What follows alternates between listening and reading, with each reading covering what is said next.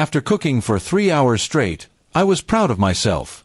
The kitchen smelled like spices and roasted meat, the table was set with candles, and I even arranged the plates the way I had seen in restaurants. I wanted to surprise my wife with a proper dinner, something to remind us of the warmth we once shared. When she walked in, she looked at the table, then at me, and her expression was not what I had hoped for. Instead of smiling, she crossed her arms and said coldly, "This is pathetic. You're so desperate." Her words cut deeper than any knife in that kitchen. I stood frozen, the food still steaming on the plates. My heart sank, and the effort of those 3 hours felt meaningless in a single moment. I didn't reply, because what could I say to someone who dismissed my love so easily? I quietly pulled out her chair, but she didn't sit. Instead, she rolled her eyes and walked to her room, leaving me standing there in silence. I sat alone, staring at the food I had prepared. For the first time, I realized that the problem wasn't me trying too hard, it was her who no longer cared. The marriage had become a cage, and I was the only one still fighting to keep it alive. That night, I barely slept. Her words echoed in my mind, burning into me. I began thinking of all the small signs I had ignored, her late nights at work, her sudden disinterest in intimacy, her constant complaints. I had convinced myself she was just stressed. But maybe she wasn't stressed at all. Maybe she was simply done with me. The next morning, I decided not to confront her with anger.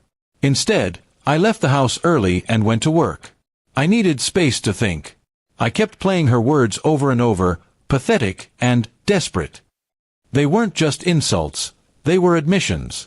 She had no respect left for me, and without respect, love cannot survive. I spent the next few days observing quietly. I noticed she guarded her phone like a treasure chest, always turning the screen away from me. At night, she would pretend to be asleep, only to get up when she thought I was snoring. My suspicions grew stronger, and I finally decided to stop being blind.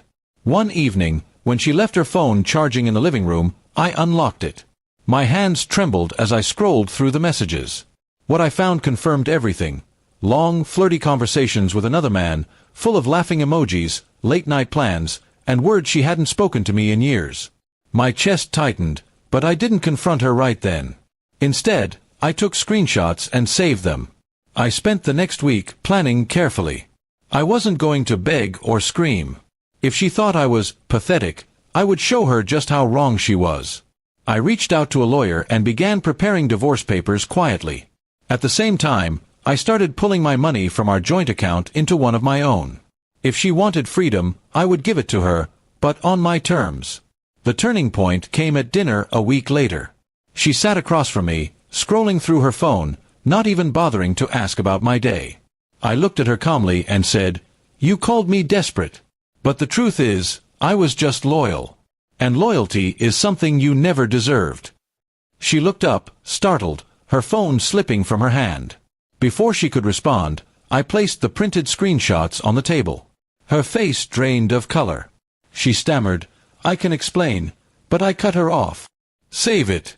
I'm done listening to lies. I wasted my love, my energy, and my time. That ends tonight." She begged me not to ruin her reputation, not to expose her affair, but it was too late. I sent copies of the chats to her family and closest friends. The woman who mocked me for cooking a meal was now the one scrambling to save her image.